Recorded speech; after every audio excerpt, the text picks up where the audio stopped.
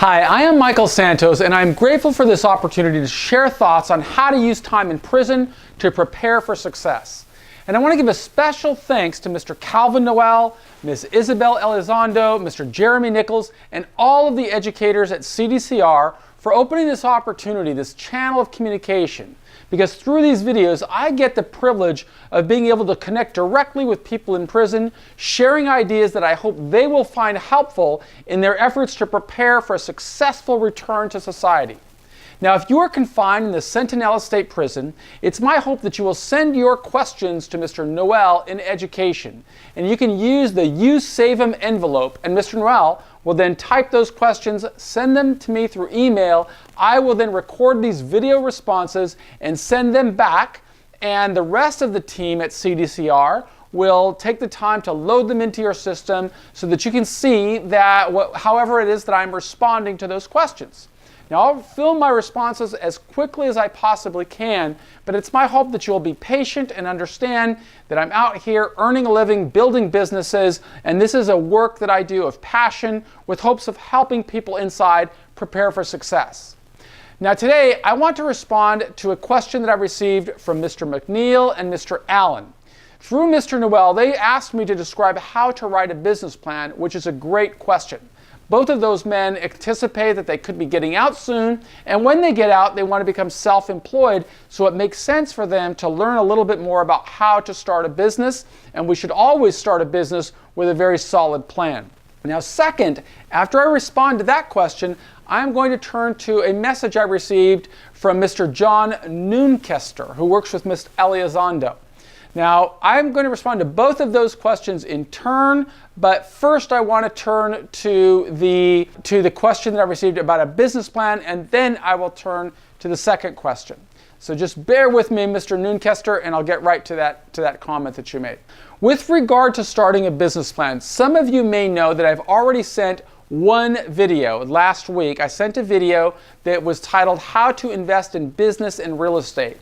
And I think that might be applicable to those of you who want to learn how to build a business plan. I want to give you a little bit of background of why I started that video series. Now, one of the businesses that I do outside is helping businesses grow, and also helping individuals who want to get involved in business understand what steps they can take to prepare for a successful business.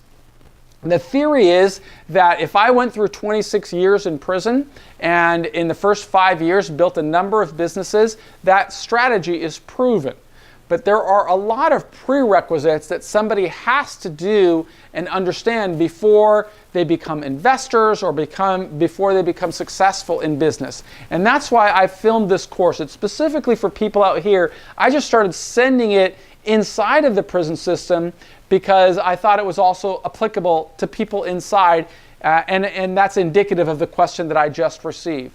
So what you saw in the video last week, if you tuned to that one, it's called How to Invest in Business and Real Estate, is that message of if you want to become a successful investor, first you need to understand business.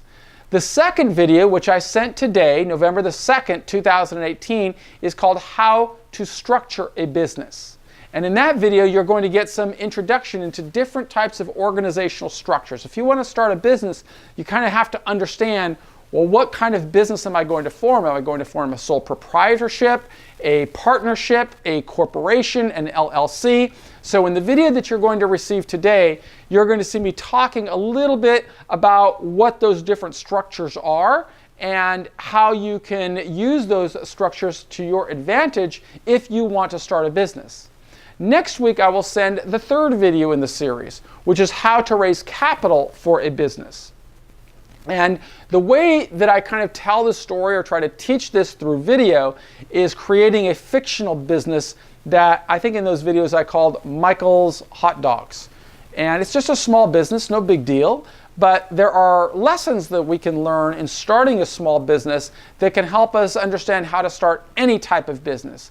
And any type of business that we are going to start, we need capital. And if we need capital, we need to understand, well, what are the different ways that I can raise capital? I can raise capital, for example, through debt by borrowing money. I can raise capital through equity by selling shares of a corporation to other investors. And so in that video next week, I'll talk a little bit about that. Following that video, I'm going to talk a little bit about financial statements, or give an introduction to financial statements, where I'll talk about what is a balance sheet and how do I use a balance sheet to assess how my business is performing, or what I am doing with my assets and my liabilities, and what is the business worth. The subsequent video is going to be how to understand an income statement, also known as a profit and loss. If you're going to be running a business, you really want to see, how is my business performing? That information is going to help you become a better businessman. So I hope that will be helpful to you. The next video is going to talk about how to grow a small business. Because sometimes businesses, we start with the idea we are going to lose money. And we do that intentionally when we're starting a business, because we anticipate that if we lose money, we will eventually gain momentum and grow, and the business will prosper at scale, meaning there are going to be economies of scale. If we grow bigger, costs are going to come down, efficiencies are going to improve, we're going to increase intangible assets like a brand awareness and things of that sort. So we'll discuss that in that video.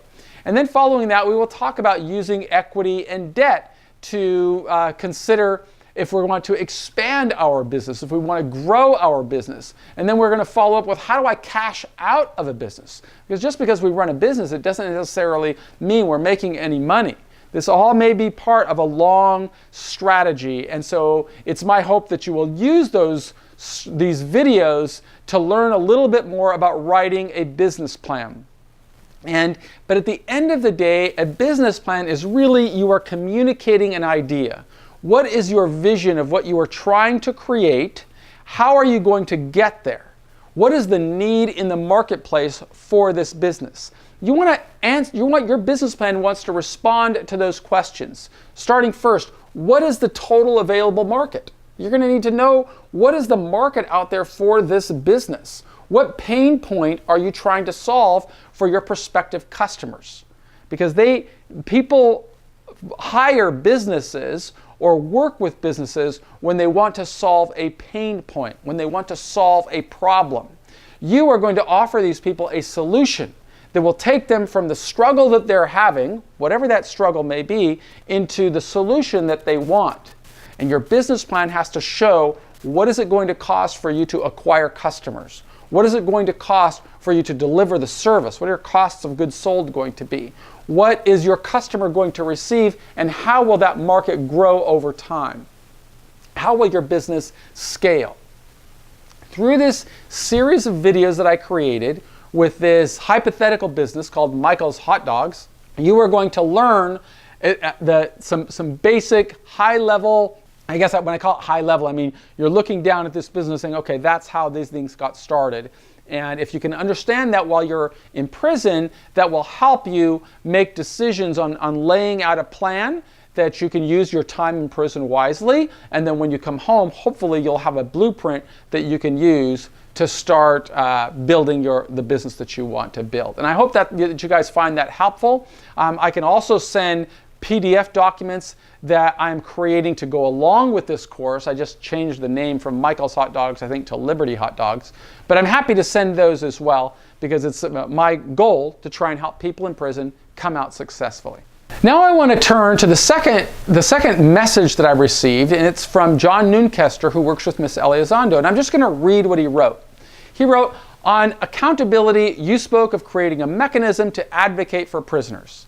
Guys in here, people in prison, need to see firsthand how you are doing this. We have no way of checking or seeing your job board page. Now, of course, this is a reciprocal relationship, he wrote. He said, if we can help validate you, you can validate us. We just need to see how this is happening. A little hope to ease suspicious minds, he said. So he suggested that I send a DVD periodically with screenshots that show inmate accountability matrix and resume, and then monthly printouts, I guess, of what the result is.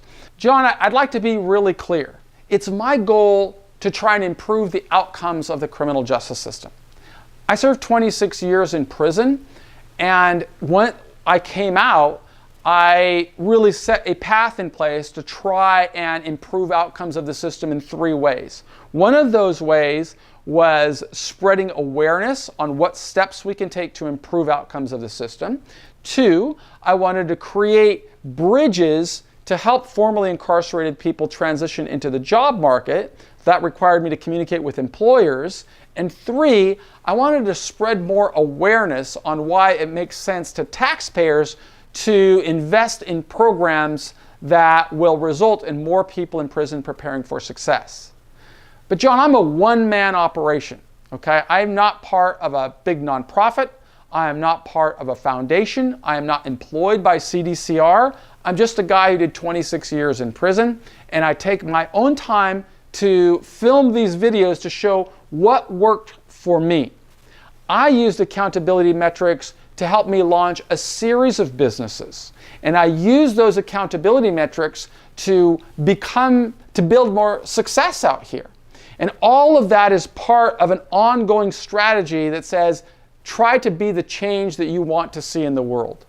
What do I want to see in the world? I want to see people come out of prison, be able to create meaningful lives where they're earning a good living and achieving their highest level of success, however it is, however they define success, as law-abiding, contributing citizens. That's my mission, that's my passion. Now, when you ask me to send you proof of that, I would hope that me standing right here in front of a video that I am creating on my own time is proof of that. What will happen with this video? Well, it'll be published on my YouTube channel, which I'm going to flash over and show you a screenshot of. It will be used anywhere I get an opportunity to speak publicly. I will talk about this is how I work to try and inspire and educate people in prison.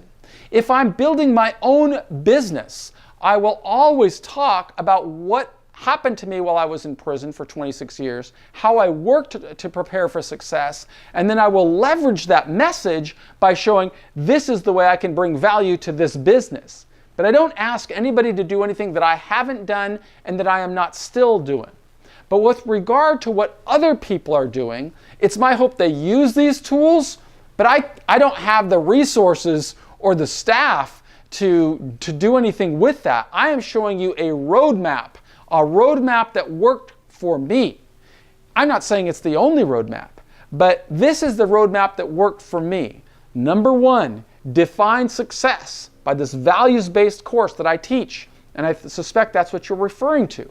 2, set very clear goals. In my case, number 1, I define success by being able to come back to society successfully and go into business meetings that have nobody judge me for being a prisoner. The goals that I set that would help me get there was to focus on education, focus on contributing to society, and focus on building a strong support network. Then I wrote, if I did those 2 things, then I have to move forward with the right attitude, 100% commitment to success.